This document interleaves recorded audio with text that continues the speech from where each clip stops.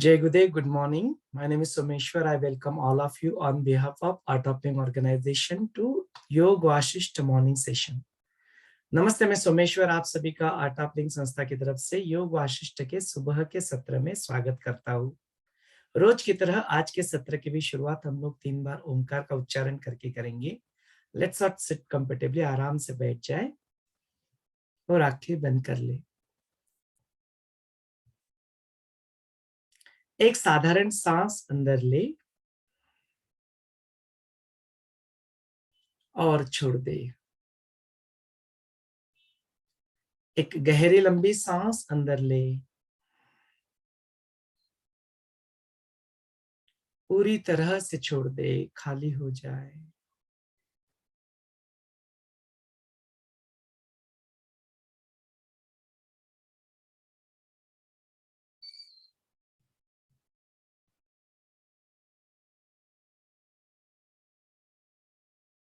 ओमकार उच्चारण के लिए गहरी लंबी सांस अंदर ले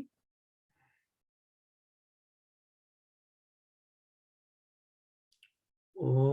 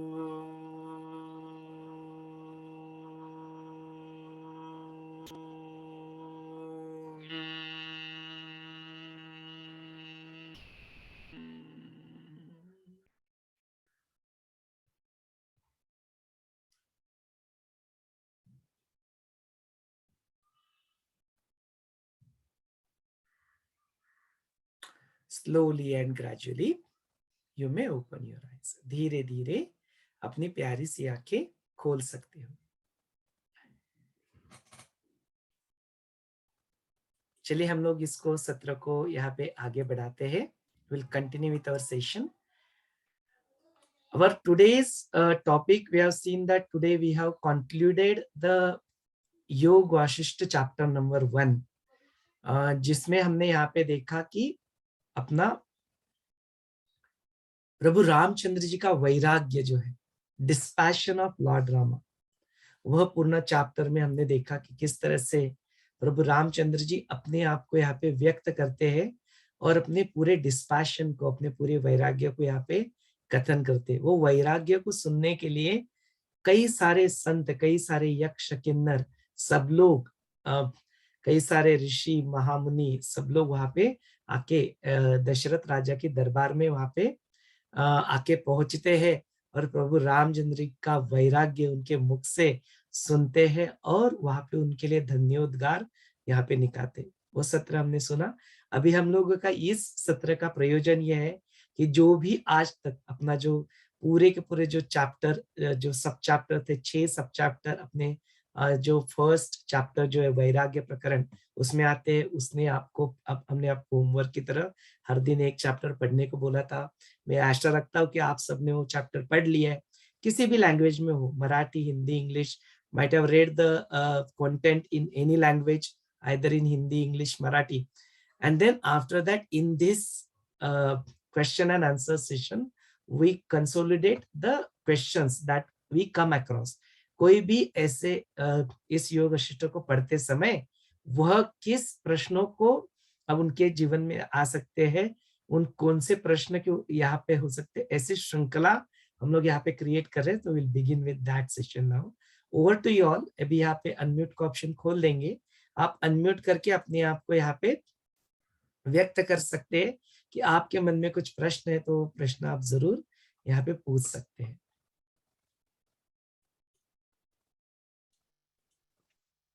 जय गुरुदेव। जय गुरुदेव। संजय जी बोलिए।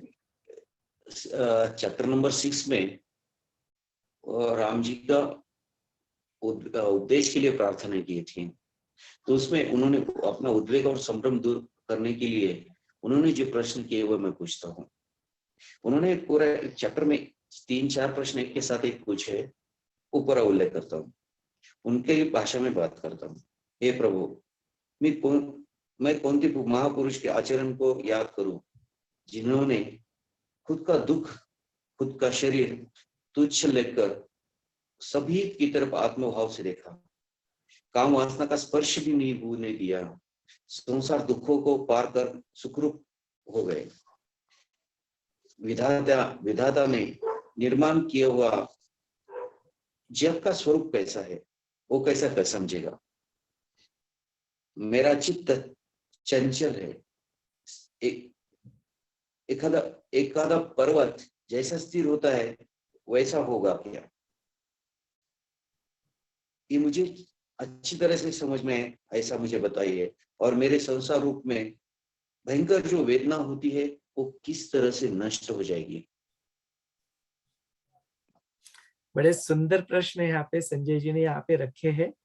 और देख, इसका जो पर्पस है ना, ऑब्जेक्टिव जो है, अपना गोल जो है, चैप्टर नंबर 1, जिसमें प्रभु रामचंद्र जी अपना वैराग्य सबके सामने यहाँ पे रखते हैं। तो ये सारे जो प्रश्न हैं जो प्रभु रामचंद्र जी यहाँ पे उठा रहे हैं, यह हमारे जीवन को रिप्रेजेंट करते हैं। हमारी जीवन में हम लोग अपना जब जीवन जीते हैं तो ऐसे प्रश्न अपने मन में उठना, यह अपने लिए एक बड़े सौभाग्य की बात होती है। ऐसा वैराग्य की स्थिति अपनी जीवन में आना अपने लिए एक सौभाग्य की बात होती है। तो ऐसे प्रश्न अपनी जीवन में उठना, यही इस चैप्टर का ऑब्जेक्टिव है। और फिर इन सारे प्रश्नों के जो उत्तर है, वो प्रश्न के उत्तर हमें योग वासिष्ठ में धीरे धीरे आगे चल के मिलेंगे। तो कौन से ऐसे प्रश्न होते हैं, अपनी जब वैराग्य प्रकरण को हम लोग सुन लेते हैं तो अपने मन में ऐसे कौन से प्रश्न उठने चाहिए, हाँ, वो प्रश्नों का सारा लिस्ट आपके सामने एक बार मैं फिर से प्रस्तुत करता हूँ, ताकि उन प्रश्नों के उत्तर ही मिलने के लिए हमें योग वशिष्ठ पढ़ना अत्यावश्यक हो जाता है, योग वशिष्ठ को सुनना अत्यावश्यक हो जाता है, योग वशिष्ठ में जो बताए हुए कॉन्सेप्ट्स है उनको समझना अत्यावश्यक हो जाता है, ताकि अपने जीवन में इन प्रश्नों के उत्तर हमें मिल जाए। तो ऐसे कौन से प्रश्न अपनी जीवन में आते हैं?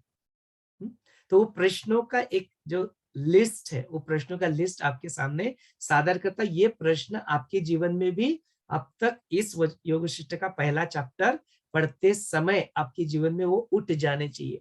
आपको उसके उत्तर मिले हैं या नहीं मिले, अभी फिलहाल के लिए वो मैटर नहीं करता। तो ऐसा कौन सा सबसे पहला प्रश्न है जो आपके जीवन में अब तक वैराग्य प्रकरण को सुन के उठना चाहिए कि मैं कौन हूं, मेरी जीवन का उद्देश्य क्या है, इस धरती पे मैंने जीवन लिया है तो मैं रोज के लिए जो अपने रोजमर्रा के जो जीवन के जो कार्य कर रहा हूं या कर रही हूँ, क्या सिर्फ वही एक उद्देश्य मेरी जीवन का हो सकता है क्या? क्या इसके अलावा जीवन का कोई और लक्ष्य हो सकता है या नहीं? क्या वही है कि मैंने खाया पिया मौज किया, सब कुछ सोया, जो भी है अपना जीवन के जो कार्य है, पढ़ाई किया, उसके बाद में शादी कर लिया, उसके बाद में जॉब कर रहे, बिजनेस कर रहे, पैसा कमा रहे, और फिर एक समय ऐसा आएगा अपने जीवन में जो मृत्यु है, जो सबके शरीर को यहाँ पे नष्ट कर देता है। उस दिन उस वार्धक्य का मेरे को भी अनुभव होने वाला है। क्या आपने अपने जीवन को ऐसे दृष्टि से देखा? क्या प्रभु रामचंद्र जी का वैराग्य सुनते हुए, पढ़ते हुए, क्या आपके जीवन में आपको यह एहसास हुआ कि ये मेरे भी यही हालत होने वाली है? एक दिन काल का ये स्वरूप आएगा और मुझे यहाँ से, इस पृथ्वी तला से, इस धरती से, इस शरीर को जो दिख रहा है वो शरीर को नष्ट कर देने वाला है। क्या आपके मन में यह विचार आया? यह सारी चीजें जब हम लोग देखते हैं, जब हम लोग किसी भी चीज में बाहर की ओर दुनिया को देखते हैं, उस दुनिया को देखते देखते हमको वहां से जो सुख प्राप्त होते हैं, क्या वह सुख हमें परमानेंट होते हैं? क्या आपके मन में यह प्रश्न आया? इस जगह को देखते हुए, इस सारी चीजों को देखते हुए, क्या आपके मन में यह प्रश्न आया कि यह जो टेम्पररी सुख जो मुझे मिल रहा है, क्या ये टेम्पररी सुख मिलते मिलते मेरे जीवन में वो दुख भी ला रहा है? Have you ever thought that whatever the pleasure that I'm getting out of this world is also bringing the misery to me? Have we experienced that misery in life? क्या आपने उन दुखों को अपने जीवन में भोगा या नहीं भोगा अब तक? यदि ऐसे जीवन में आपके भोग आ रहे हैं, या आप एक थोड़ा और स्टेप इंटेलिजेंट हो, आप वो सारे दुखों को अपने तक आने देने का राह नहीं देख रहे हो, दूसरों के दुख देख के आपको अंदर से कुछ हो रहा है कि यार ये कभी दुख मेरे भी जीवन में आ सकते हैं। क्या अपना थोड़ा समय निकाल के कभी किसी हॉस्पिटल्स को, कभी किसी ऑर्फनेज को, कभी किसी अनाथ आश्रम को, कभी किसी ओल्ड एज होम को कभी विजिट किया? क्या आपने कभी थोड़ा सा समय निकाल के कभी किसी स्लम्स में जाके उनके साथ अपना थोड़ा समय बिताया? क्या आपने लोगों की जीवन में क्या-क्या दिक्कतें आती है, वो दिक्कत कभी आपके भी जीवन में आ सकती है? क्या आपने ऐसा सोचा? क्या आपको लोगों के दुख नजर आए? क्या आपको ऐसा लगा कि एक दिन आके मैं भी इन्हीं दुखों का भागीदार बन सकता हूँ? जिन सुखों के पीछे मैं आज दौड़ते हुए, भागते हुए दिखाई दे रहा हूँ, क्या वह सारी चीजें मुझे वह परिपूर्णता का जो सुख होता है, जो परमानंद चिदानंद का जो आनंद का जो स्वरूप होता है, क्या वह स्वरूप मुझे प्राप्त करने के लिए, क्या यह सारे मेरे जो एफर्ट्स है, जो मैं डाल रहा हूँ, वह इनफ है? क्या मैं सही दिशा में अपने एफर्ट्स को डाल रहा हूँ?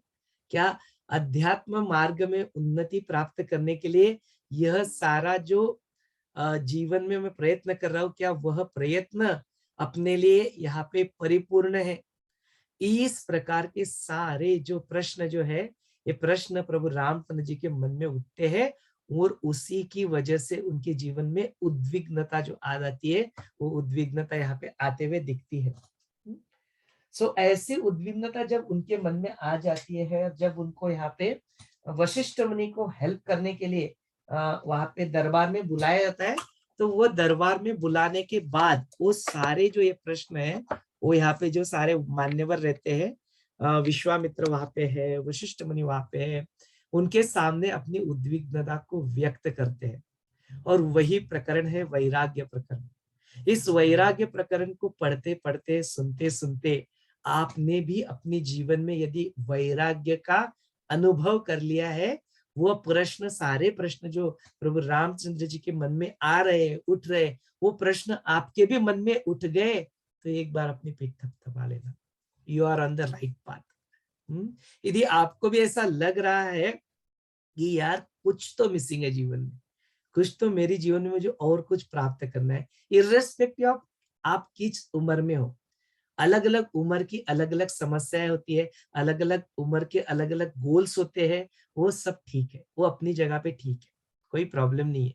लेकिन वो करते करते करते करते सब कुछ करते हुए, क्या आपको ऐसा लग रहा है कि यार कुछ तो मिसिंग है, कुछ और चाहिए मुझे जीवन में, देयर इज समथिंग दैट मैंने अभी तक जाना नहीं, देयर इज समथिंग, ऐसा कुछ और जीवन में है जो मुझे अभी तक प्राप्त नहीं हुआ, ऐसा कुछ तो जो है कि मैं अपने आप से आज तक अभी तक मिल नहीं पाया, ऐसा कुछ तो है जो ये दिखते हैं, जैसे हमने साधु महात्मा जो भी लोग हैं, उनकी जीवन का आत्मचरित्र पढ़ते हैं, कभी विवेकानंद को पढ़ते हैं, कभी संत ज्ञानेश्वर को पढ़ते हैं, कभी एकनाथ को पढ़ते हैं, कभी महात्मा बसवेश्वर को पढ़ते हैं, कभी हम लोग सावित्री बाई फुले का चरित्र पढ़ते हैं, तो कभी यहाँ पे जो अपने कई सारे जो लोग जिन्होंने अपने जीवन में अपने जीवन को यहाँ पे न्यौछावर करके रख दिया, अभी की यहाँ पे बात करें तो गुरुदेव श्री श्री रविशंकर है, जब इनके जीवन को देखते हैं, कई सारे आर्ट ऑफ लिविंग के टीचर्स है, कई सारे अपने एडवांस कोर्स टीचर कई सालों से यहाँ पे आर्ट ऑफ लिविंग से जुड़ चुके हैं, उनके जीवन को देखते हैं, उनके चरित्र को पढ़ते हैं, सुनते हैं, साने गुरुजी को पढ़ते हैं, सावित्री बाई फुले के बारे में जानते हैं, बाबा साहेब अम्बेडकर के बारे में सुनते हैं। कितने सारे संत महात्मा जिन्होंने अपना जीवन का कुछ तो एक ऐसा हिस्सा था जो यहाँ पे अपने आप को न्यौछावर किया, और उनकी वजह से कई सारे लोगों के जीवन में परिवर्तन आया। क्यों ऐसा कर लिया उन्होंने? ऐसा कौन सा नॉलेज, ऐसा कौन सा ज्ञान उनको मिल गया था कि उन्होंने अपने जीवन में ये सब कुछ कर पाए? क्या आपने कभी अपने जीवन को मुड़ के देखा है? क्या अपने जीवन को कभी आपने विजुअलाइज होके देखा है कि मेरी जीवन का उद्देश्य क्या होगा? अभी हम भी इस जो पिछला जो साल गुजरा उसमें हमने ऋषि नित्य प्रज्ञा जी शिवैक्य हो गए, शिववासी हो गए। उनके जीवन का कार्य शायद पूर्ण हो गया। उन्होंने अपने को यहाँ पे अपने से रजा ले ली। जैसे ही उनका वो आखिरी क्षण आया, उसके बाद में एक 6-7 दिनों के लिए पूरे आर्ट ऑफ लिविंग पूरे पूरे 154 कंट्रीज, 154 देशों में कई सारे जो डिवोटीज है उन्होंने अपना यहाँ पे श्रद्धांजलि उनको अपना व्यक्त किया। और उनकी जीवन, जिस तरह से उन्होंने जीवन जिया, आनंदाश्रु यहाँ पे निकले।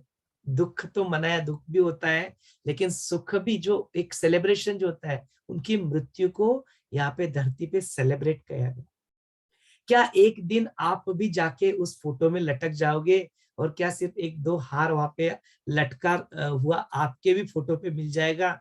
उसके बाद में क्या लोग आपको याद करेंगे? आपके जीवन को जाके देखेंगे कि आपने अपने जीवन को कैसे गुजारा, आपने अपने जीवन में परिवर्तन लाया क्या, और आपने जीवन में परिवर्तन लाते हुए क्या आपने औरों के जीवन में परिवर्तन लाया क्या? क्या आपको ऐसे प्रश्न आपके मन में आते हैं? यदि ऐसे प्रश्न आ रहे, फिर से और एक बार अपनी पीठ को थपथपा लेना। कॉन्ग्रेचुलेट योरसेल्फ, अपनी जीवन में अपने आप को एक धन्यभागी मान लेना कि ऐसी स्थिति में आज मैं यहाँ पे आके पहुंचा हूं। भले ही इसके उत्तर मुझे नहीं पता है, कोई बात नहीं। यह प्रश्न अपनी जीवन में उठना, यह प्रश्न आपकी जीवन में आना ही एक सौभाग्य का, एक बहुत बड़ा आत्मज्ञान की और मोक्ष की तरफ बढ़ने के लिए जो फर्स्ट स्टेप होता है, वो फर्स्ट स्टेप आपने अपने जीवन में प्राप्त कर लिया है। यहाँ पे इस सत्र में आना, यहाँ पे आके बैठना, इन सारी चीजों को पढ़ने की शुरुआत करना, इसके बारे में सुनने की शुरुआत करना, यह itself is a very biggest step आपके जीवन में। यहाँ पे इसके लिए मैं आप सभी का सबसे पहले बहुत बहुत धन्यवाद भी व्यक्त करता हूँ, एंड अभिनंदन भी व्यक्त करता हूँ कि आपने यह पथ अपने जीवन में यहाँ पे चूज कर लिया है। इसको किसी भी हालत में इस पथ को छोड़ना नहीं। कुछ भी हो जाए, जीवन की व्यक्ति वस्तु परिस्थिति अपनी आप आते रहती है, बदलते रहती है। अपने इस पाथ को, अपना इस मार्ग को कभी छोड़ना नहीं, इसको पकड़ के रखना। वैराग्य प्रकरण सुनते सुनते अपनी जीवन में भी उस वैराग्य का अपने जीवन में अनुभव कर लेना, यह अत्यावश्यक है, अपने जीवन में अति आवश्यक है। तो जो संजय जी ने यहाँ पे प्रश्न प्रभु रामचंद्र जी के उठाए हैं, उनके उत्तर देने के लिए मुझे बिल्कुल भी कोई घाई नहीं। I am not in hurry to answer any of this questions. Be with it. उन प्रश्नों को अपने जीवन में पकड़ के रखो। हाँ, जब तक वो आत्मज्ञान, जब तक वो सेल्फ रियलाइजेशन, जब तक हम लोग गुरुदेव जैसे नहीं बन जाते ना, तब तक अपने इन सारे प्रश्नों को बनाए रखो। And then keep listening, find out करो उसको। एक शास्त्र पढ़ो, वो शास्त्र पढ़ो, जो कुछ भी। An intimate notes to sincere seeker, Bhagavad Gita, आपको जो अष्टावक्र गीता, नारद भक्ति सूत्र, पतंजलि योग सूत्र, आर्ट ऑफ लिविंग के सारे कोर्सेस, योग वशिष्ठ, बार बार बार बार, again and again and again and again, पुनः पुनः पुनः पुनः, again and again, again and, इसके ऊपर just hold on to it, continue to listen to it, continue to contemplate. पूरी तरह से इसको देखो, पढ़ो, समझो।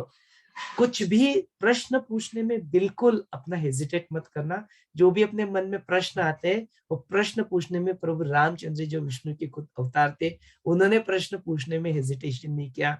हमें कौन सा प्रश्न पूछने में अपने को कुछ लगना चाहिए? सो व्हाट, हमने प्रश्न पूछा, लोगों को लगा यार मुझे पता नहीं, क्या पता है हमको? वैसे भी किसी को भी क्या पता है, बताओ मुझे। बड़े बड़े सब कुछ है, आर्ट ऑफ लिविंग के अपने टीचर्स है, सभी है, सबने क्या सब कुछ जान लिया?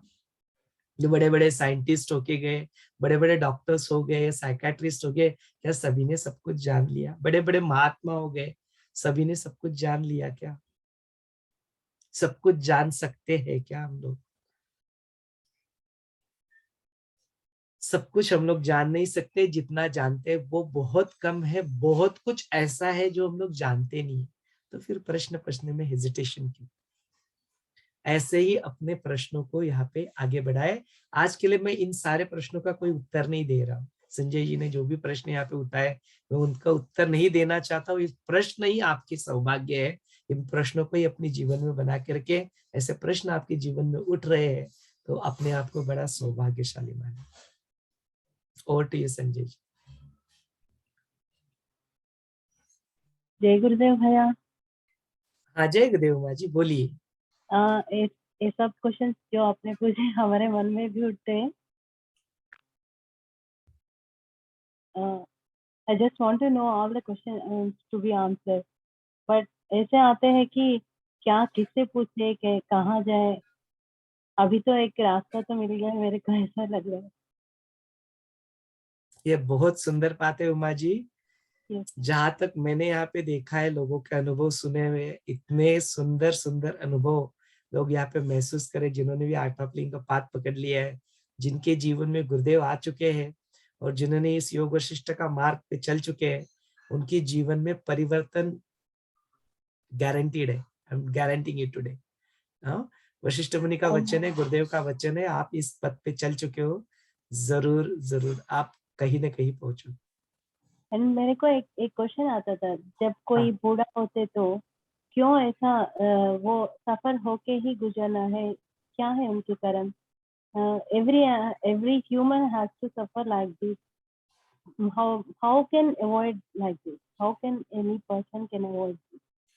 हाँ, बड़ा सुंदर प्रश्न यहाँ पे उमा जी ने पूछा है कि भाई जीवन में आते हैं तो सबको सफरिंग क्यों अत्यावश्यक है? आवश्यक नहीं, मतलब ये अत्यावश्यक ही है क्या सफरिंग से गुजरे ही? तो भाई वही है कि यह जीवन जब शुरू हो जाता है तो इस जीवन में जो ऐसे डायरेक्ट करंट की तरह नहीं है ये जीवन। तो डीसी होता है ना, एक डायरेक्ट करंट होता है। अल्टरनेट करंट कैसे होता है? It goes up and down, up and down, up and. ये जीवन का पार्टी है, ये नियति ही ऐसी है कि जब यहाँ पे आपने जन्म ले लिया तो वो अप्स एंड डाउन आपको अपने जीवन में महसूस करते ही है। क्यों करने पड़ते हैं? सब किसी को ऐसा क्यों जाना पड़ता है इसमें से? बिकॉज वो क्या है ना, आप किसी चीज में हर्ष हो जाते हो, किसी चीज में आनंद को मान लेते हो कि ऐसे इस चीज में ऐसा हुआ तो मुझे आनंद मिल गया। जब वही चीज आपके पास नहीं रहती तो नेचुरली दुख हो जाएगा ना। जैसे किसी को कुछ प्राप्त हो गया, सपोज किसी को आदत हो गई सारे सब्जेक्ट में 99% लेने की। अब कहीं भी ऐसे जीवन में ऐसी स्थितियां उत्पन्न हो जाती है उनको 99% नहीं, तो एवरी टाइम ये फर्स्ट ही आते हैं। हाँ? ऐसे कुछ 4-5 साल से वो फर्स्ट ही आ रहे हैं। देखो यही एग्जैक्टली यही जो प्रॉब्लम है ना, जो आपने इतना सुंदर प्रश्न यहाँ पे पूछा है। सारे जो जिनके नेम्स है ना, जो क्रिकेटर्स है जिन्होंने बड़े बड़े गोल्स अपने हासिल कर लिए हैं, जिन्होंने बड़े बड़े सेंचुरियाज मान ली, बड़े बड़े रिकॉर्ड बना लिए, जो अपने एक्टर्स जो होते हैं, जो फेम जिनको मिल जाता है अपने जीवन में, बड़ा उनका नाम हो जाता है, जैसे ही वो उस नाम को कोई और प्राप्त कर लेता है, जैसे उनके रिकॉर्ड को कोई और तोड़ देता है, जैसे ही वो उस पद को छोड़ के, बिकॉज जर्नी है ना, ये जर्नी में तो कोई ना कोई जाएगा, कोई ना कोई आगे बढ़ेगा। आप तक कभी ना कभी जो नाम बन चुका है, वो नाम को कभी ना कभी तो कोई और बनाएगा नाम को। बोलते ये इतने दुखों से गुजरते हैं ना, इट्स अ बिगेस्ट थिंग। जब उनको वही रिकग्निशन जो मिलता है, जो आते हैं और सब लोग उनके पीछे दौड़ते हैं, भागते हैं, और बोलते वही रिकग्निशन जब बाद में उनको मिलता नहीं है ना, बड़े दुख का अनुभव करते हैं लोग। तो मतलब यही है कि जिस चीज को आपने अपने सुख का जरिया बना लिया है, अभी वही चीज आपको दुख दे रही है। वही चीज जो आपने सुख का जरिया बना लिया, अपने बच्चे, वो बच्चे आपको साथ नहीं देते, अपने बच्चों को आपको छोड़ के जाना पड़ता है, तो वो विरह का जो योग है वही आपको दुख देता है। वही जो चीज है, जो अपना एक साथीदार अपने जीवन में ढूंढ लिया, जो वही साथीदार आपको छोड़ के चला जाता है, भले वो बॉयफ्रेंड गर्लफ्रेंड का ब्रेकअप क्यों ना हो, या भले ही वो मियाँ बीबी का डिवोर्स क्यों ना हो, या भले ही अपने जो साथीदार उनकी मृत्यु क्यों ना हो, बोले वह स्थिति फिर से उत्पन्न हो जाती है जब उनका साथ नहीं रहता। तो जो सारे आनंद के पल उन्होंने आपको दिए रहते हैं, उन पलों को याद करके आप फिर से दुखी हो जाते हो कि वो आपके साथ अभी है नहीं। हाँ, तो जो चीजें, जो व्यक्ति, वस्तु, परिस्थिति आपको सुख दे रही है, वही चीज आपको दुख भी देती है। यह ना जानने की वजह से सब लोग दुख भोगते हैं। जिस दिन इस बात को जान लेते हैं कि यह सारी दुखों के मूल है, इसके दुखों के कारण है, जो मिजरी अपने को जीवन में आ रही है वो इनके कारण आती है, इस चीज को जान लेना आपके दुखों से आपको मुक्त हो जाता है। फिर उसके बाद में आप सब कुछ करोगे, जो रहेगा वैसे ही एक्शंस आप करते रहोगे, सब कुछ वैसे ही आपके जीवन में रहेगा।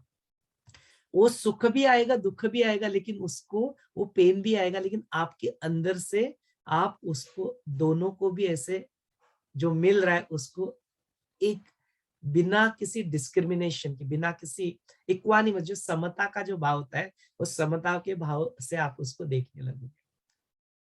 तो बोलते वो जो गुरुदेव ने जो पॉइंट बताया ना अपने struggle, the opposite values complement each other, तो बोलते वो आता है इसीलिए वैल्यू है आपको। वो आपको जीवन में जो दुख आता है ना, उस दुख से ही आपको सुख की वैल्यू, अदरवाइज कोई वैल्यू ही नहीं बचेगी उसकी। It will not matter to you. और ये पॉइंट योग सिस्टम में आगे चल के आएगा। ऐसे एक स्थितियां उत्पन्न हो जाती है कि जो दानव जो रहते हैं वो दानव अपना संहार करना छोड़ देते हैं, वो भी हरि भक्ति में लग जाते हैं। भक्त प्रहलाद की जो कहानी है कि उसमें ये देखने को मिलेगा। तो उस वक्त फिर किसी को कोई कोई डर ही नहीं, सब लोग अपना स्वैराचार करने लगते हैं, सब लोग कोई भी, बिकॉज कोई डर नहीं है ना, कोई पाप करने का कोई दंड मिलेगा, ये दंड मिलने की कोई कोई ये नहीं है, सब लोग आराम से। तो बोलते फिर सृष्टि नियति जो है ना, वो नियति का बैलेंस हिल जाता है। तो जो दिया हुआ है उसका एक अपना पर्पज है, वो अपना जो दुख है जो वो अपना पर्पज निभाता है, जो अपने जीवन में चैलेंजेस आते हैं वो अपने को स्ट्रांग करते हैं।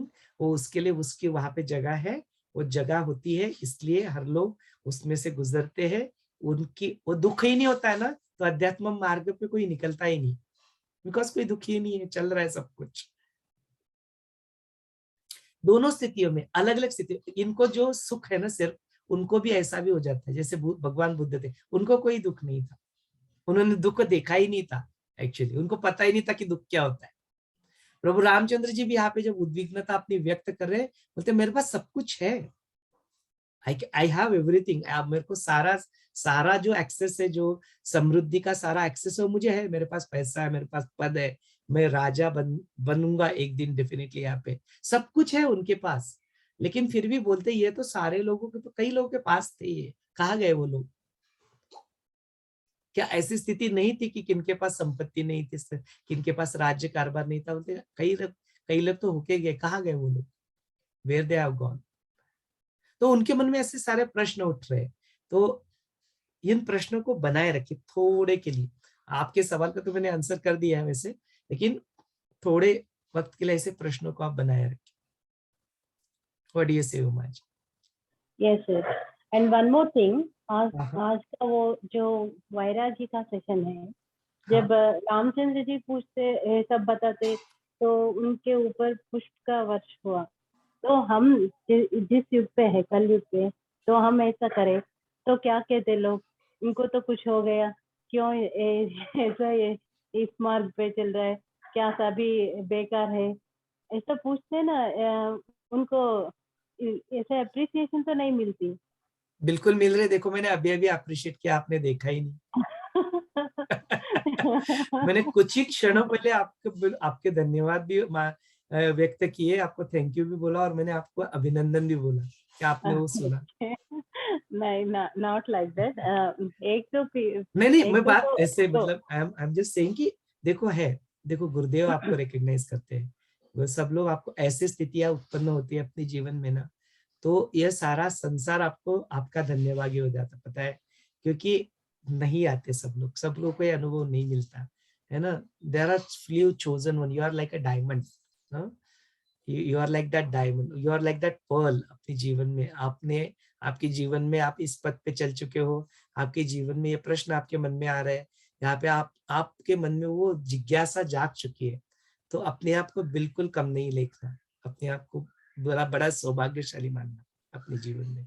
हाँ, डोंट फील लाइक दैट कि वो स्थितियां जो है वो कोई फूल पुष्पों की वृष्टि वगैरह करना है, वो छोड़ो। वो जिस उस पद को प्राप्त हो जाएगा वो भी हो जाएगा, लेकिन अभी तो प्रश्न मन में आ रहे हैं ना, it's very nice, it's fantastic. Thank you. दुख से नहीं आ रहे ये सारे प्रश्न, दिस जिज्ञासा, ये जिज्ञासा चल रही है राइट अपनी इसमें। It's very fantastic, B with it, थोड़े समय के लिए just be with those questions, it's amazing. And one more thing, when I face a problem in going one path and I want to leave that, is that at that time my mind is saying ये कष्ट हुए तो छोड़ो या डटे रहो, that you will be succeed, और कर्म बन जाते हैं ऐसे छोड़ के हमको छोड़ना है या उससे लगे रहना? दो एस्पेक्ट है इसमें। The first aspect is giving your self efforts, जहाँ पे अभी जेनी जी ने प्रश्न भी पूछा है कि जो वशिष्ठ मुनि जो है रामा को सेल्फ एफर्ट के बारे में क्या बताते हैं, तो अपना मुमुक्ष व्यवहार प्रकरण जब शुरू हो जाएगा तब उसका उत्तर हम लोग यहाँ पे देंगे, अभी तक हम लोग वहाँ पे पहुंचे नहीं। तो दो चीजें हैं, अपना जब एफर्ट लगाने की बात आती है तब आप अपना पूरा 100% एफर्ट लगाओ, है ना, और जो उसके रिजल्ट मिलने की जब बात आती है उस रिजल्ट को छोड़ दो, वो समर्पण कर दो उसको, जो भी आएगा आएगा। अपने एफर्ट लगाने में कोई कंजूसी मत करना, है ना।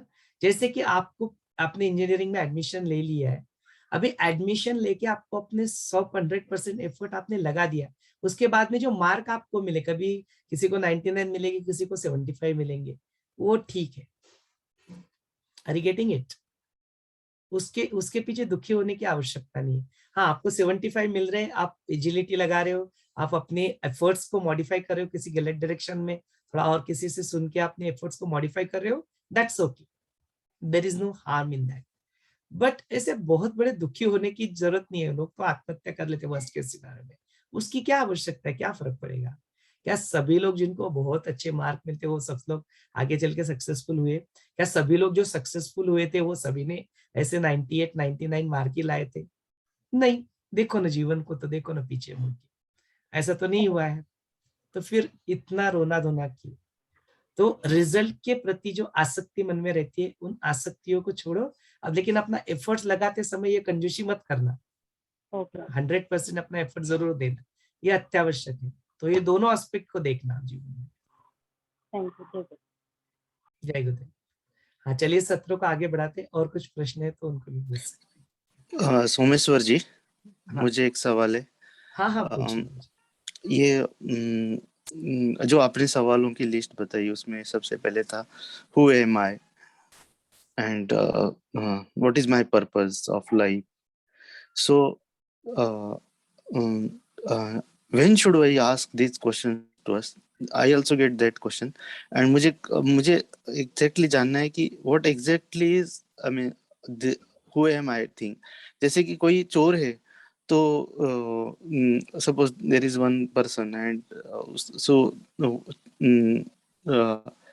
क्या भगवान ने उसे चोरी करने के लिए भेजा है, kind of thing? Who am I is what means what he is what I want to know the more deep meaning of who am I. I'm not able to ask that question properly, but what is really who am I? Yeah, everybody should be good only and they are sent for doing only good work. What is exactly this who am I? बहुत सुंदर प्रश्न अमित जी ने यहाँ पे रखा है, Amit ji. And ये प्रश्न आपको कब तक पूछना है? ये प्रश्न आखिरी सांस तक अपने आप को पूछते रहना। हु एम आई, जो भी उत्तर आपको आता है हु एम आई का, उस उत्तर को नेति लगाना। There is a principle of नेति, उसको बोलते हैं नॉट दिस। जैसे कि मैंने आपको पूछा हु आर यू, तो आप बोलेगे अमित, तो बोलते हैं नॉट, अमित सिर्फ आप ही का नाम है क्या? नहीं ना, दुनिया में बहुत सारे अमित है, राइट? तो you are not just Amit. हाँ, आप अमित हो, नो डाउट, है ना, आप जरूर अमित हो, लेकिन सिर्फ अमित नहीं हो। क्या सिर्फ अमित हो क्या आप? नहीं, और भी कुछ हो। तो अगेन मैं प्रश्न पूछेंगे, हु आर यू, आप कौन हो? तो फिर अमित बोलेंगे आपका जो भी प्रोफेशन है, प्रोबब्ली आप will mention your profession, I am doctor, I am engineer, something like that. Will identify yourself with one more identity other than Amit. Amit की अलावा मैं इंजीनियर भी हूँ। फिर अभी यदि आपकी शादी हो चुकी है तो आप बोलेंगे मैं अमित भी हूँ, इंजीनियर भी हूँ, उसके साथ साथ भी मैंने एक पति भी हूँ, देन मैं एक पुत्र भी हूँ, देन मैं एक बाप भी हूँ, देन मैं ब्ला ब्ला ब्ला ब्ला, चलती रहेगी लिस्ट। आप उसका प्रश्न का उत्तर आपने को देते रहोगे। हर कोई जो उत्तर आपको जीवन में मिलता है उस उत्तर को आपको लगाना है नेति। नेति मीन्स नॉट दिस, वो मैं नहीं हूं, वो सिर्फ वो मैं नहीं हूं, क्योंकि बाप, पिता, पुत्र, जो भी आप जो आभूषण, आभूषण नहीं विभूषण जो आप अपने को एडजेक्टिव जो लगा रहे, वो सिर्फ मैं वो नहीं, बिकॉज वो दुनिया में और कोई भी है, somebody else is also that, so how can I be just that? No, something more. Then अपनी इस जर्नी को आगे आगे बढ़ाओ। Then is it only to only adjectives of the external world, व्यक्ति, वस्तु, परिस्थिति, or something which is visible to me, this sharir? Am I only that? Am I just this body? Ask this question. Then continue to ask this question again. Then am I just this? Okay, who is seeing? यदि मेरी आंखें देख रही है, something else कौन देख रहा है? मैं यहाँ पे इस सृष्टि में आया हूं तो मेरे अस्तित्व के स्तर क्या है? Am I just a body, और मेरे अस्तित्व के और कोई स्तर है?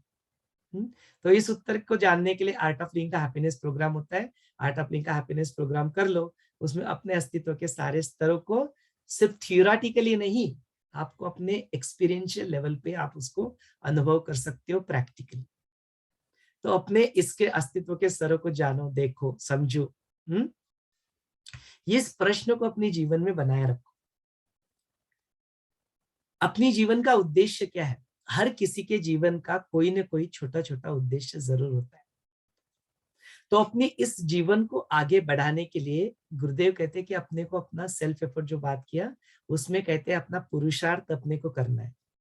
तो वो पुरुषार्थ के 4 हिस्से होते हैं। पहला जो हिस्सा होता है जो अपना धर्म होता है, जो अपने को धर्म निभाना होता है, धर्म। देन उसके बाद में अपना आता है अर्थ, जो धर्म निभाने के लिए अपने के जो एफर्ट्स डालने पड़ते हैं वो होते हैं आपके सेल्फ एफर्ट, जो धर्म निभाने के लिए डालने होते हैं वो होता है आपका अर्थ।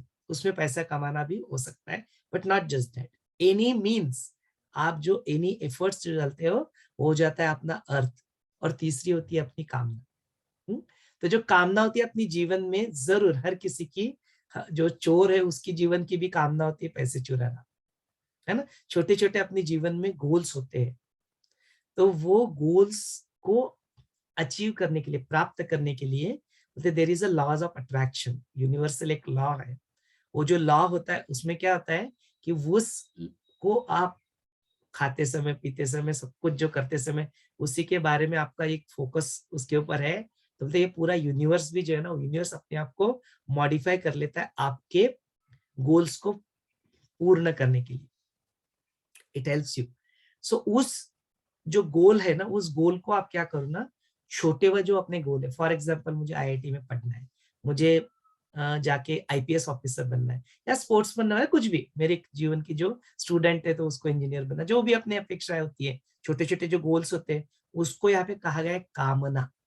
जो धर्म अर्थ काम मोक्ष है, उसमें जो काम है माने काम, माने वासना, माने कामना, नॉट जस्ट लस्ट। काम माने लस्ट नहीं है, कामना बोला है, अपनी डिजायर्स बोली, कामना जो होती कामना। तो ऐसी जीवन में कामना होती है सबके जीवन में, ऐसे छोटे छोटे गोल्स होते हैं, there is nothing wrong in that, होती है। बट बोलते हैं उसको क्या करो, अपने बड़े गोल के साथ एसोसिएट कर दो। फॉर एग्जाम्पल मुझे आईआईटी में पढ़ना है, मुझे आईपीएस बनना है, कलेक्टर बनना है, लेकिन किसके लिए? ताकि मैं जीवन के लोगों के जीवन में कुछ कल्याण कर सकूं। जो भी स्किल्स मुझे मिल रहे हैं, प्राप्त हो रहे हैं, उनको मैं लोगों का कल्याण के लिए उनको यूज करूं, उसके लिए मुझे वो स्किल्स मिल रहे हैं। ऐसे इस चीज को धर्म अर्थ काम में समझाया गया। It's all related two things. लेकिन इसके अलावा मेरी जीवन का कुछ और एक उद्देश्य जो है, और वो उद्देश्य होता है मोक्ष। तो that is that ultimate thing, I want to be free, I want to liberated. यही जो है, अभी मैं और डिटेल में वर्णन नहीं करूंगा इसको, बिकॉज ये मुमुक्ष व्यवहार प्रकरण जो सेकंड चैप्टर है अपना, इसी के बारे में है। तो जैसे अभी कल का सत्र शुरू हो जाएगा, यू स्टार्ट रीडिंग द योग वशिष्ठा। हम सारे बुक्स हमने शेयर कर दिए आपके साथ, if you want to purchase, आप परचेस भी कर सकते हो। Now your next thing will be 7th chapter, जो मुमुक्षु व्यवहार प्रकरण है, चैप्टर नंबर 2 का जो सब चैप्टर है 7, वो आपको आज दिन भर में पढ़ना है। और फिर इसके ऊपर जो प्रश्न आएंगे उन प्रश्नों को कल पूछने हैं। नो, तो I will restrict that answer to limited to this, कि आप इस प्रश्न को अपने जीवन में बनाए रखो। वो चोर के जीवन में जो प्रश्न आ रहा है, उसको जीवन में कर रहा है कि उसकी फिर चोरी करने, उसका उद्देश्य क्या है, वो उसका जन्म ही उसके लिए हुआ है, तो वही करेगा, वही करके वो फिर मरेगा। हो सकता है कि वही करने के लिए हुआ है। जब तक ना उसको रियलाइज हो जाए कि यार जीवन का उद्देश्य और कुछ हो सकता है, मैं ये कर क्या रहा हूँ, तब तक तो फिर वही करेगा वो, जब तक तो उसको रियलाइजेशन नहीं होता है। Does that help, Amit ji? Thank you so much, Suji. Thank you. जय गुरुदेव। जय गुरुदेव। अभी हाँ संजय जी बोलिए। इस चैप्टर का मैं सार जानना चाहता हूँ। ये बात क्या है, क्योंकि राम ने जो भी प्रश्न और विचार किया वो पूरे जीवन को दिशा दर्शक है। वो पूरे प्रश्न थे जो उन्होंने वशिष्ठ महामुनि को पूछे गए, और उसका पूरा सार योग वशिष्ठ का पूरा आगे का चैप्टर है। तो हम अभी क्योंकि देखा गया है कि पूरे सिद्ध, पूरे साधु, यहाँ तक कि नारद मुनि से लेकर भृगु, अंगिरा, पुलस्त्य, च्यवन, उतालक, उशीर, शर्लोमा, सभी ऋषिगण उस वक्त वहां पे उपस्थित हो गए उस विचार को सुनने के लिए। तो मैं अभी सभी हम जानना चाहते हैं कि वो पूरे प्रश्नों का ब्यौरा ही दीजिए जो हमें ढूंढना है आगे वो योग वशिष्ठ में। हम वो सब आपसे सुनना चाहते हैं, वही प्रश्न है। हाँ संजय जी, बड़ा सुंदर प्रश्न है। और मैंने जब सारे प्रश्नों की लिस्ट यहाँ पे बताई कि ये जो वैराग्य प्रकरण जो है, जब हम लोग पढ़ते हैं तो वैराग्य प्रकरण के बाद की जो स्थिति अपने मन की होनी चाहिए, वो मन की स्थिति कैसे होनी चाहिए, तो मैंने वर्णन किया इसका कि देखो यही स्थिति है कि जो प्रभु रामचंद्र जी उस वैराग्य को अनुभव कर रहे हैं, क्या हम भी अपने जीवन में आजू बाजू देखते समय जो दुखों को हमको देखना है, तो इसको थोड़ा और अनुभव करने के लिए, प्रैक्टिकल लाइफ में अनुभव करने के लिए ना, आपको एक होमवर्क भी यहाँ पे मैं देना चाहता हूँ कि आप क्या करो, जैसे अभी तो कोरोना चल रहा है, फिजिकली प्रॉब्लली आप जा पाओगे नहीं जा पाओगे, लेकिन आप जस्ट फोन के ऊपर वीडियो कॉल करके आप अपने आजू बाजू के ना थोड़े से ऑर्फनेज वगैरह होते हैं ना, वहाँ पे जो बच्चे होते हैं, जो ओल्ड एज होते हैं, ओल्ड एज होम्स होते हैं, वहां पे आप संपर्क करें। हॉस्पिटल्स होते हैं, वहां पे आप देखें, थोड़ा सा अपने जीवन से कुछ निकाल सकते हैं समय, या कुछ तन मन धन जिस भी रूप से आप करना चाहते हैं ना, उसमें आप थोड़ा सा अपना योगदान दे, तन से दे, मन से दे, धन से दे, जो भी आपको आवश्यक है। और उनसे ना उनके जाके उनको सुने आप, उनको, you are not going there to give any solutions to them, उनकी जस्ट स्थिति को आप जस्ट देखे, परखे, सुने, हाँ, देखो उसको उनकी जीवन में। तो ये जो वैराग्य की जो स्थिति है ना, ये वैराग्य की स्थिति पढ़ के जो हो रहा है, ऐसा नहीं कि नहीं आएगा, पढ़ के भी होता है। यहाँ पे आप सत्र में आते हो, यहाँ पे सुनते हो, उससे श्रवण से भी होता है।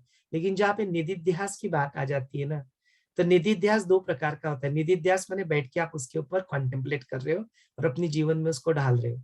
तो यह अपने जीवन में इस निधि वैराग्य प्रकरण को अपने जीवन में यदि ढालना है, तो you have to go and do सेवा।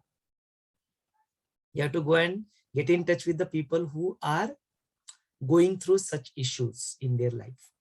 उनको देखो, उनके साथ थोड़े वक्त बिताओ, उनको उनकी जीवन से देखो, what can you do for them. तो वैसा करने से वो जो वैराग्य ना, आज का जो चैप्टर जो हमने देखा, पिछले 6-7 दिन से हम लोग देख रहे वैराग्य प्रकरण, तो ये वैराग्य प्रकरण की जो स्थिति है ना, वो आपके जीवन में एज अ प्रैक्टिकल रियलिटी आपके लिए बन जाएगी। इसीलिए साधना, सेवा, सत्संग में जो सेवा जो मार्ग है, वो सेवा मार्ग आपको वैराग्य दिलाएगा।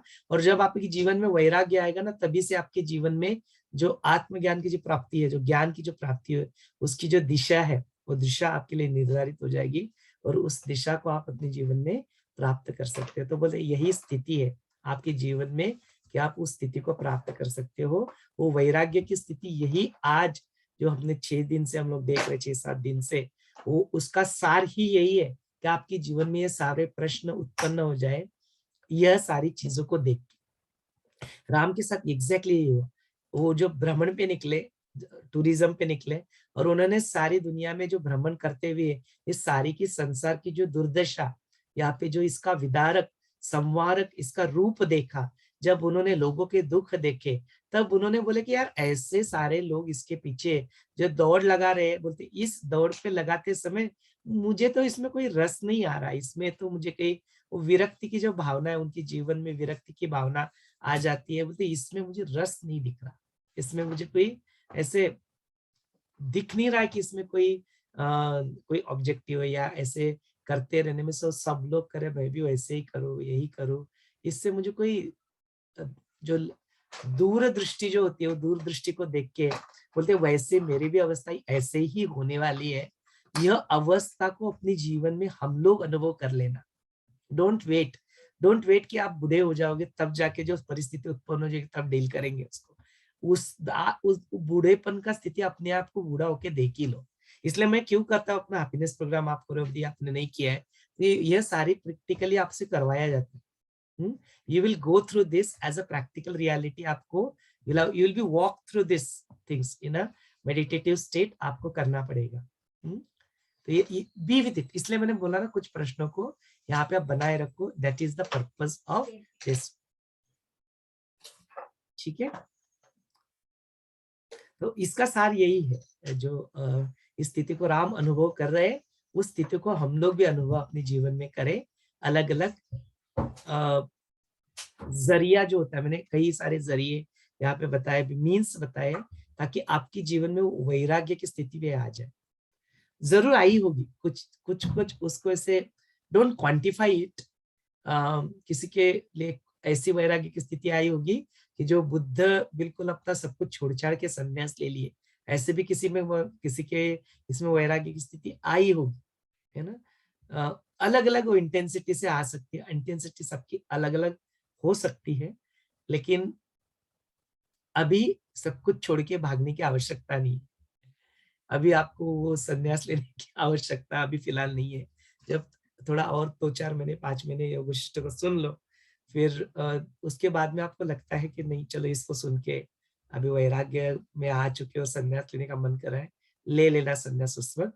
अभी ही immediately there is no need to do any action, react to that, no, be with that vairagya, be with that dispassion for some time। यही सार है इसका।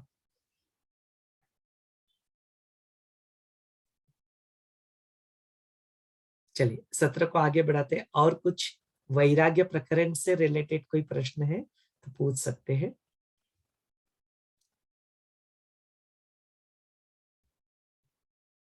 आप प्रश्न पूछिए, प्रश्न पूछना आपका अधिकार है, उत्तर देना या ना देना मेरा अधिकार है। तो जरूरी नहीं आपने प्रश्न पूछा तो उत्तर मिलेगा ही, कुछ प्रश्न ऐसे होते हैं उसको बनाए रखना ही अपने जीवन में जैसे आवश्यक होता है। जैसे मैं कौन हूँ, मैं कौन हूँ का उत्तर कोई भी दुनिया में आपको देने लगेगा, भाग जाना उधर से। कीप दिस क्वेश्चन, ये प्रश्न ही आपके नैया पार लगाएगा। Don't listen to anybody in the world who will give you answer for who am I. जो कोहम जो है ना, उसका उत्तर कभी किसी से सुनना मत, वो आपकी सर्च है, वो आपको ही उत्तर खुद ही आपको प्राप्त होगा। उस प्रश्न के उत्तर को अपेक्षा मत करना, और कोई देना चाहे तो वो जानता नहीं, जो जानता है वो बताएगा नहीं आपको, और जो बता रहा है वो जानता नहीं है इसलिए बता रहा है। तो किसी से सुनना मत इसका उत्तर। हु आर यू, वो अपने आप की खोज है, उस खोज को जारी रखना। जब आपको उसका उत्तर मिल जाएगा उसको अनुभव कर लेना, जाके शब्दों में बताने की प्रयत्न मत करना कि मैं जान गया, मैं जान गया।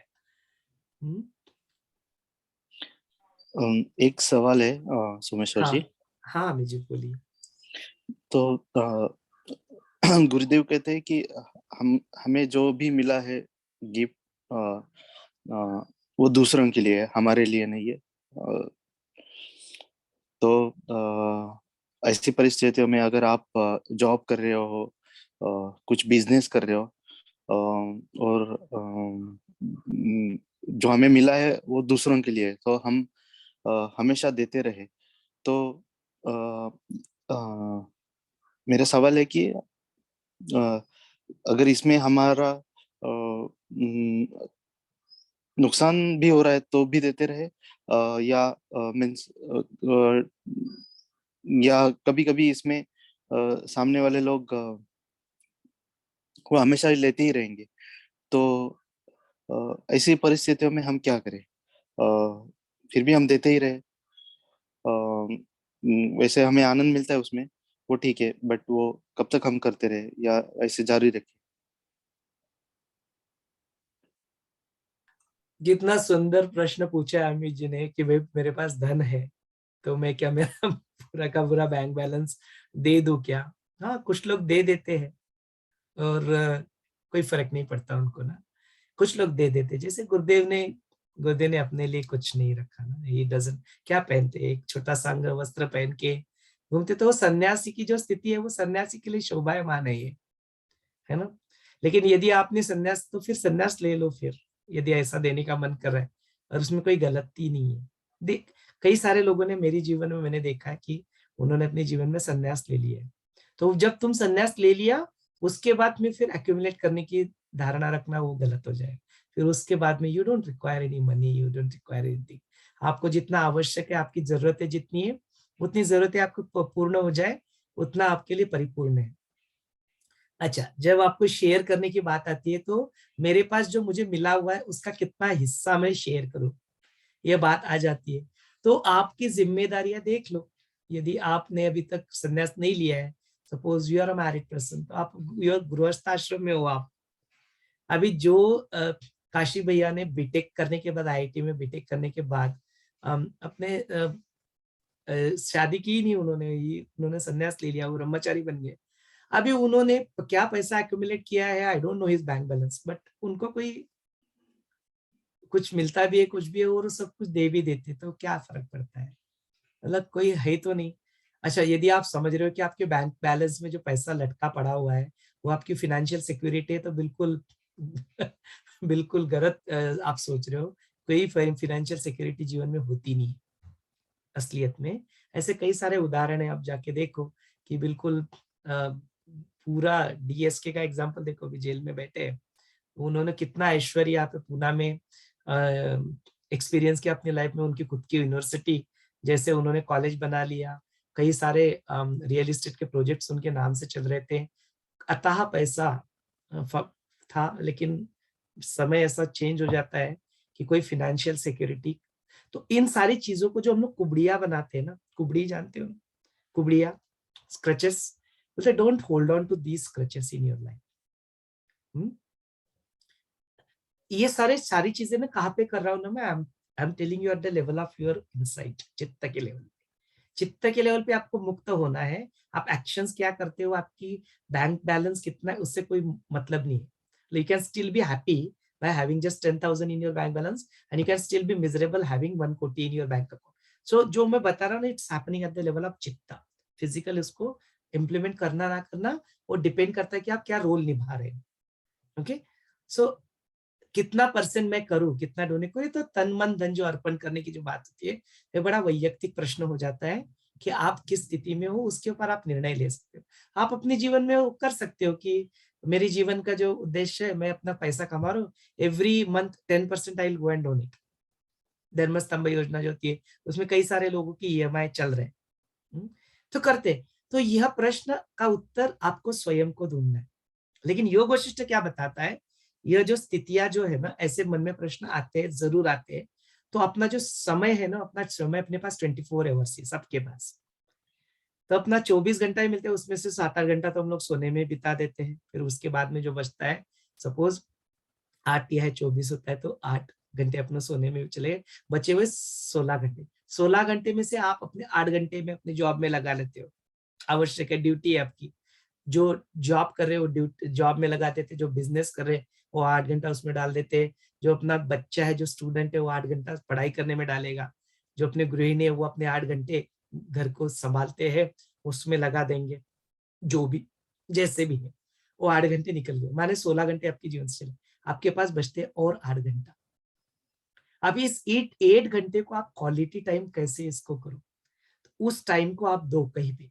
तो सबसे पहला उसमें से 1-2 घंटा अपने लिए निकालो, 1 घंटा अपना साधना के लिए निकालो, 1-1.5 घंटा लग जाता है। अपना व्यायाम करना, फिजिकली जाके चलना, साधना करना, योगा मेडिटेशन करना, प्राणायाम करना, go for a morning walk, जो अपना जो उसके लिए आपको निकाल लो 1.5 घंटा, you spend that time. Then थोड़ा सा और 1-1.5 घंटा जो नॉलेज जो है, जिस तरह से अभी योग वशिष्ठ के सत्र चल रहे हैं, आप यहाँ पे आते हो, उसको पढ़ते हो, तो वो शास्त्रों का अध्ययन करने में, बिकॉज वो जीवन का उद्देश्य है अपना, वो मोक्ष की तरफ अपने को लेके जाएगा। तो बोलते हैं वो 1-1.5 घंटा आप उसमें समय बिता दो। देन उसके अलावा जो बचा हुआ जो समय अपनी फैमिली के साथ क्वालिटी समय जो बिताना है उसके लिए बिताओ। होता क्या है, लोग वो बैलेंस खो देते हैं। वो बिजनेस कर रहा होता है, वो 24 घंटे बिजनेस की बातें करते रहता है। वो जॉब कर रहा है तो दूसरी तरफ ध्यान ही नहीं देता है। वो जो है, तो गुरुदेव बोलते हैं ना, वो जो बैलेंस जो है ना बिटवीन द स्पिरिचुअलिटी एंड इसमें, तो योग शिष्ट की शुरुआत ही ऐसे होती है कि मेरे को क्या, मैं सिर्फ ज्ञान के पीछे दौड़ू या अपने कर्म करूँ, सिर्फ वर्क करूँ। तो यहाँ पे बोलते हैं ये दोनों पंख है पक्षी के। पक्षी को दोनों पंख नहीं रहेंगे तो उड़ोगे कैसे? तो छोड़ना कुछ भी नहीं है, दोनों पंख है, दोनों अत्यावश्यक अपने जीवन में, दोनों पंखों को अपने जीवन में बनाए रखो और बैलेंस करो, सारी चीजों को बैलेंस करो। वो बैलेंस करना अत्यावश्यक है। ऐसा नहीं कि फिर वो एक ही चीजें के पीछे दौड़ना शुरू कर दिए, दूसरे को भूल गए। भूलना नहीं है किसी चीज को, दोनों चीजें अत्यावश्यक है, दोनों को आगे बढ़ाओ। तो यही है। तो यह प्रश्न का उत्तर आपका वही है कि आपके पास कुछ है, आप तन से, मन से, धन से कुछ कंट्रीब्यूट करना चाहते हो, कितना परसेंटेज कंट्रीब्यूट करना है वो आपके ऊपर निर्भर करता है। और उसमें कोई अच्छा या बुरी वाली बात नहीं है, इट्स ओके। कोई 7% दे रहा है तो भी ठीक है, कोई 25% दे रहा है तो भी ठीक है। किसी के पास अपना bank balance already 3-4 crore 5 crore है, उसके बाद में वो हर महीने 1 करोड़ कमा रहा है, और वो पूरा का पूरा 100% भी दान कर दे तो उसको कुछ लेना देना है ही नहीं, बिकॉज उसके 5 करोड़ उसके पास ऑलरेडी है, तो वो हर 100% अपना दान कर रहा है। तो स्थिति कैसे आपको इवेल्युएट करनी है, you evaluate what is your condition and then you do. This is just I am talking about money. Knowledge के लिए ज्ञान को बांटो, नो, जो भी ज्ञान को भी तो बांटना होता है ना। आर्ट ऑफ लिविंग के टीचर क्या कर रहे हैं आपको, क्या मिलता है उनको? कुछ नहीं है, मतलब जो मिलता है वो तो वही खुद ही जानते हैं। बट अदरवाइज मटेरियल वर्ल्ड में क्या उनको जो मिल रहा है, वो तो उसकी तो कंपैरिजन ही नहीं है, मटेरियल वर्ल्ड के साथ कंपैरिजन भी नहीं कर सकते। नो, सच्चिदानंद का जो स्वरूप को आनंद मिलता है, उनको जो सीख मिलती है, जब हम लोग जाके दूसरों के साथ शेयर करते हैं तो आपका ज्ञान पक्का हो जाता है, इट इज फर्मली एस्टेब्लिश्ड, है ना, और ज्यादा गहरा हो जाता है। तो वो तो उनको तो मिलता है, जो मिलता है वो गुरु उनको देते रहते हैं और वो उसी में खुश है। बट ऐसी सारी चीजें को कुछ चीजें देने से घट जाती है, जैसे दुख है शेयर करने से घट जाता है, ज्ञान जो है शेयर करने से बढ़ता है, आनंद जो द्विगुणित हो जाता है जब शेयर करते हो, तो उसको देखो। तो इसका मैं आंसर आपके ऊपर छोड़ूंगा, इस सारे प्रिंसिपल्स को अप्लाई करके यू चूज, आप डिसाइड करो कि आपको कितना शेयर करना है किसी के साथ, तन मन धन जो भी है, it's up to you.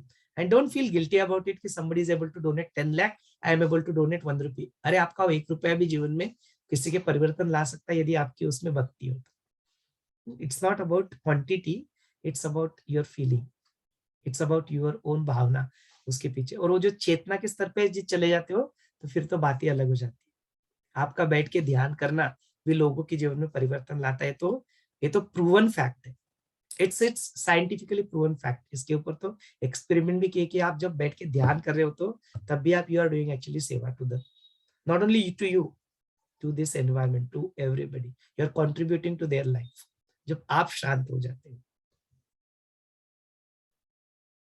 Yes Thank you. Amit ji, Thank you so much. Yep.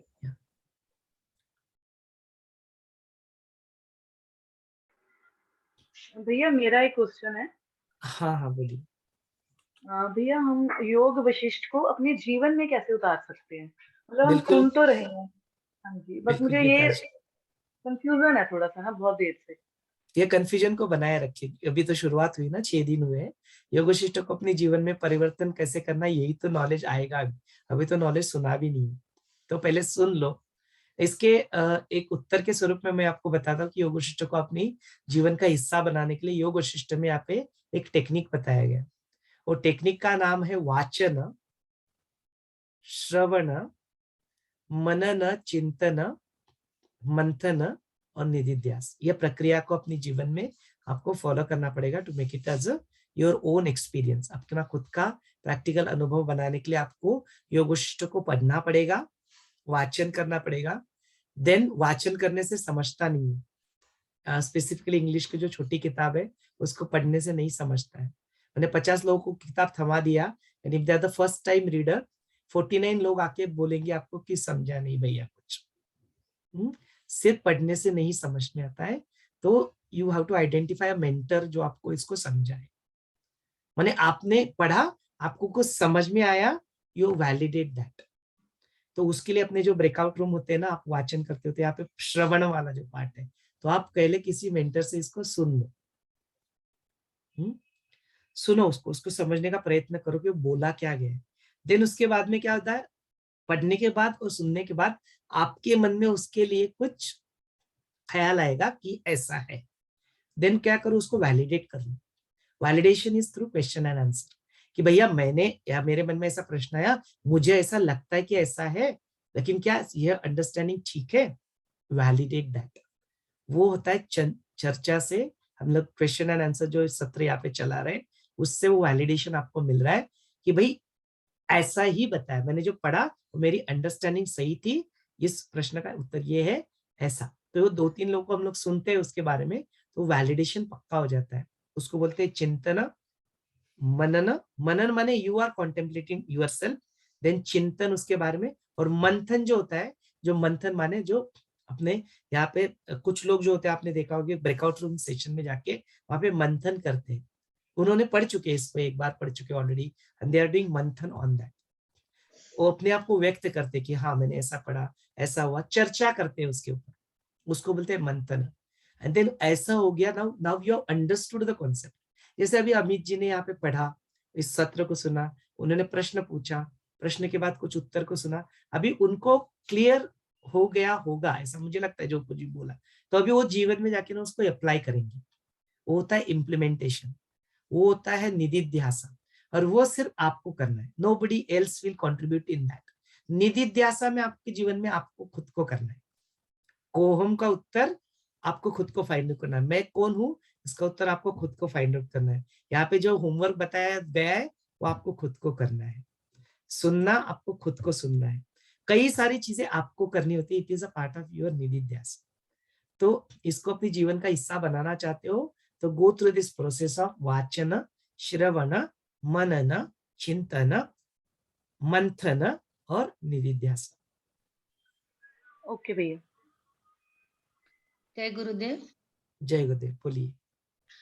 जैसे अभी अमित जी ने प्रश्न पूछा कि कितना पैसा देना चाहिए, तो मुझे ऐसा लगता है कि उसी के हिसाब सवाल को पकड़ के बोल रही हूँ कि मैं, जैसे मुझे लगता है कि अपने पास पैसा है, रिटायर्ड हो गए हैं, तो पूरा देना अपनी दे दिया, पर अपनी भी जिम्मेदारी है, तो अपनी जिम्मेदारियों के लिए, अपने फ्यूचर के लिए अपन जो पैसा रखते हैं अपने भविष्य में, कोई भी मेडिसिन या कोई भी काम पर, तो रखना नहीं वो गलत हो जाएगा क्या? देने की इच्छा है पर रखने की भी इच्छा है कि नहीं, अपने को काम है, कभी भी काम पड़ सकता है, तो ये सोचना और ये रखना गलत होता है कि कैसे रहना चाहिए, क्या सोचना चाहिए इसके बारे में?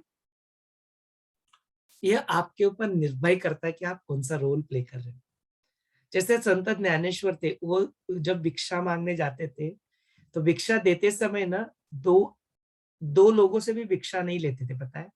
They used to take only one भिक्षा, एक ही घर से। बोलते वो एक्यूमुलेट करना नहीं चाहिए ही नहीं, एक्यूमुलेट ही नहीं करना है कुछ, है ना, एक्यूमुलेशन नहीं करना है। जैसे आप कुरान वगैरह पढ़ोगे तो वहां पे there is no concept of bank. देखते कॉन्सेप्ट, बैंक का कॉन्सेप्ट नहीं है मुस्लिम्स में। They do not go and accumulate, they are not suppose to. कर क्या रहे वो अलग बात है, बट एक्यूमुलेशन की बात नहीं बताई है। तो किससे एप्लीकेबल होता है ये? किसी ने संन्यास ले लिया उनके लिए ठीक है, आप ये संन्यास नहीं लिया, आपने शादी कर ली है, आप यू आर इन अ गृहस्थाश्रम, तो गृहस्थाश्रम के ऊपर आपके ऊपर जिम्मेदारियां है ना, तो जिम्मेदारियों को आप निभाना अत्यावश्यक है। आप नहीं बोल सकते कि मैं भिखारी बन जाऊंगा, मैं सब कुछ दान दे दूंगा, वो तो अत्यावश्यक नहीं है, उसकी आवश्यकता भी नहीं है। मैंने बताया वो चीज, मैं रिपीट कर रहा हूँ, उसकी आवश्यकता नहीं। आप उस जिस रोल को निभा रहे हो उस रोल को आप निभाओ, कोई बात नहीं, बट अंदर से चित्त के लेवल पे don't hold on to it. चित्त के लेवल पे उससे ऐसा मत समझना कि मेरे पास बहुत पैसा है तो मुझे सुख मिल जाएगा, नहीं। उसकी कोई गारंटी नहीं है, बिकॉज दिखता है ना, ऐसा देखते हैं ना, लोगों के अनुभव दिख रहे हैं ना सबके पिछले पास्ट को जब देखते हैं, तो उसका अत्यावश्यकता नहीं है कि उससे आपको सुख मिलेगा या आपकी वो फाइनेंशियल सिक्योरिटी बन जाएगी, कोई अत्यावश्यकता नहीं है। मैंने देखा, मेरे पास अभी जो मेरे ईश्वर अंकल है, वो अभी चेन्नई में वहां पे रहते हैं। अभी उनकी जो दो बेटियां वो शादी करके यूएस में चली गई। उनके पास 7 करोड़ का बंगला उन्होंने बेचा अभी। कितना? 7 करोड़ का बंगला। अभी वो वहां पे ओल्ड एज होम में रहते हैं। बट देखो ऐसे है, जिस चीज को आप अपना समझ रहे हो ना कि you hold on to that as a security, नहीं है सिक्योरिटी। 7 कोटी पैसा है, तो मैंने एक बंगले की बात की, he was a VP of the company. उन्होंने कितना पैसा है उनके पास, अभी उसके बावजूद भी वो जाके वहां पे ओल्ड एज होम में रह रहे। अभी वो उनके ऊपर है कि ओल्ड एज होम में रह के वहां पे बाकी के लोगों के जीवन में कंट्रीब्यूट करे, आनंद से रहे या ग्रम्बल करे। किन के ऊपर डिपेंडेंट है ये? उनके ऊपर। क्या आपका बैंक बैलेंस आपको खुशियां दे रहा है? क्या बैंक बैलेंस आपको जब मृत्यु आ जाएगी आपको बचा पाएगा? कुछ लेवल तक हाँ, लेकिन क्या सदैव ऐसा होता है? ऐसे तो फिर तो श्रीमंत लोग मरते ही नहीं, लेकिन ऐसा होता तो नहीं है। Don't hold on to that as a security in your life. But does that mean that you give away everything? Yes, it is possible. किन के लिए? यदि आप संन्यास ले चुके हो, आपको कोई आवश्यकता नहीं। थोड़ा जो जरूरतें हैं वो देखो। प्रॉब्लम क्या होता है पता है क्या? हम लोग अपनी जरूरतों को छोड़ के ना, अक्सर मिजरी वही लाती है जो लग्जरी देखते हैं हम लोग अपने जीवन में। अपनी जीवन की आवश्यकता कितनी है उसको छोड़ के अपने को क्या होता है, मन को और चाहिए और चाहिए और चाहिए, और उसका कोई अंत है नहीं। ये दिल मांगे मोर, बट उसका कोई अंत है नहीं, वो आपको दुख देता है।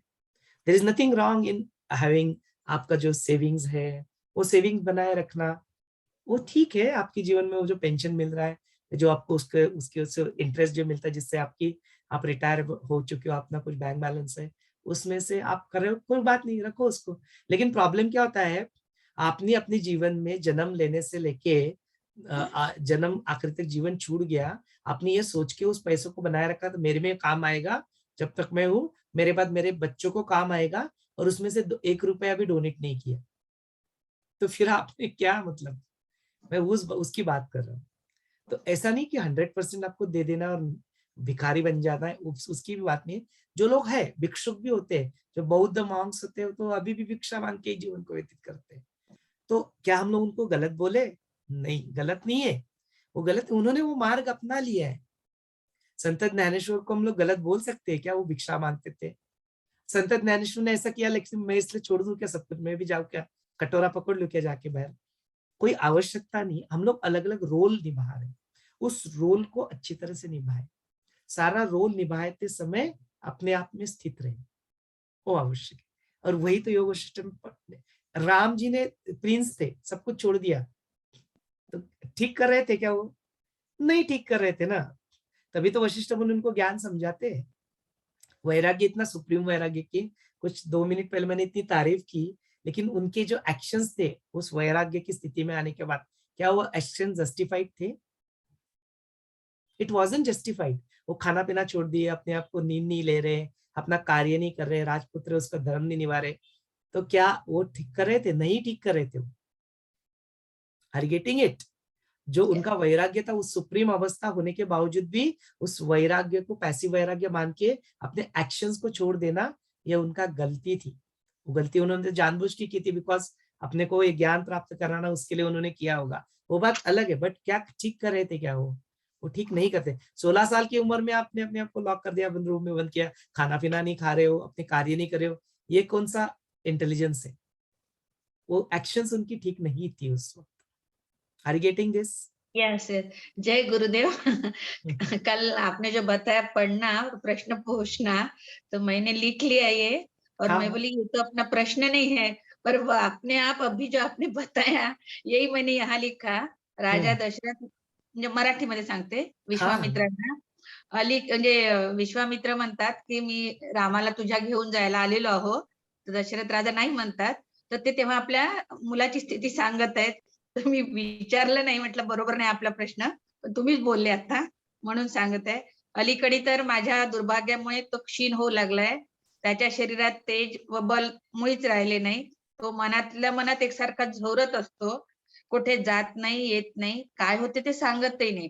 त्यास पोटभर जेवायची सामर्थ्य राहिले नाही, अशा अवस्थेत त्यास राक्षसासोबत लढण्याकरता नेणे किंवा पाठवणे ही दोन्ही कृत्ये योग्य आहेत, कृत्ये ते अयोग्य आहेत असे दशरथ राजा का म्हणाले?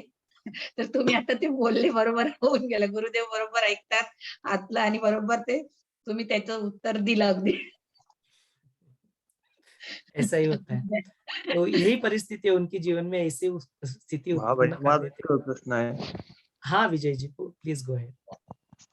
तर ते रामाची उद्युक्ता या प्रकरणामध्ये आहे. रामाने सांगितलेले आहे की विष हे माणसाचा घात करणारे नसून विष हे भोग्य पदार्थ हेच खरे घातक विषाप्रमाणे आहेत. विषाने एक देह मोडतो, तो विषय लालसेमुळे अनेक जन्मात असे दुःख सहन करावे लागते. तर हे विषय वासनेपासून सुटका मिळवण्यासाठी साधना सत्संग सेवेमुळे आपण सुटका मिळू शकते का? आणि इच्छा आणि विषय वासना इथे जे उल्लेख केला ते एकच आहेत का? हा प्रश्न होता.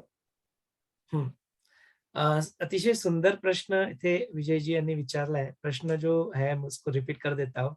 यहाँ पे जब आप पढ़ते हो तो यहाँ पे 6 चैप्टर में यहाँ पे इसका उल्लेख आता है, 5th एंड 6th चैप्टर में। तो यहाँ पे कहते हैं जो विष जो हम लोग बोलते हैं, पॉइजन बोलते हैं, जैसे कोई सांप है उनमें विष होता है, जैसे कोई विषारी जो फ्रूट होता है उसमें भी विष होता है, या कई सारी चीजों में यहाँ पे विष दिखाई देता है।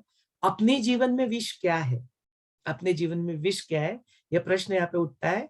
तो यहाँ पे अपने जीवन में उस विष के भांति, उस पॉइजन के भांति अपने जीवन में जो विषय है, जो अपने जीवन में जो इच्छाएं उत्पन्न हो जाती है, जो विषयों के प्रति अपना जो चित्त जो है वो भागता रहता है, वही अपने जीवन में विष के समान है। अष्टावक्र गीता में अष्टावक्रा बोलते हैं, इन विषयों को विष के समान जानकर इस विषयों का त्याग करो। तभी आपको फिर you will proceed towards the next step.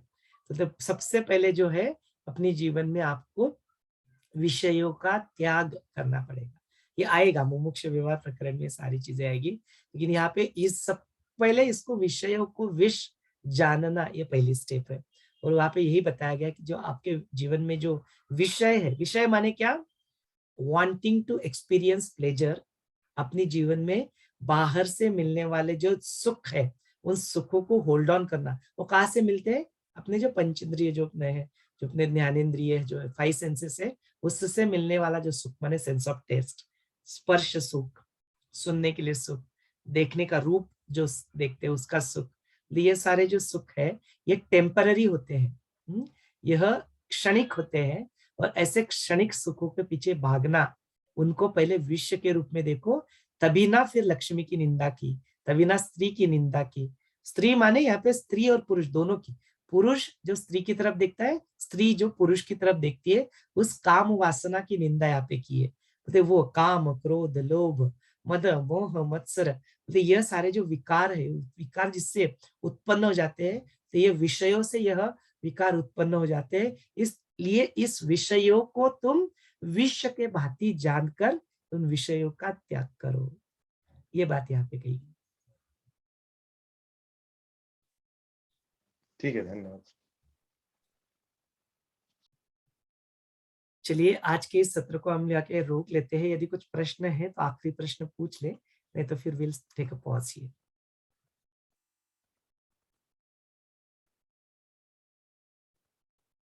Okay, आज के इस सत्र को यहाँ पे रोक लेते हैं। जय गते। I will stop the recording. कुछ ऑफ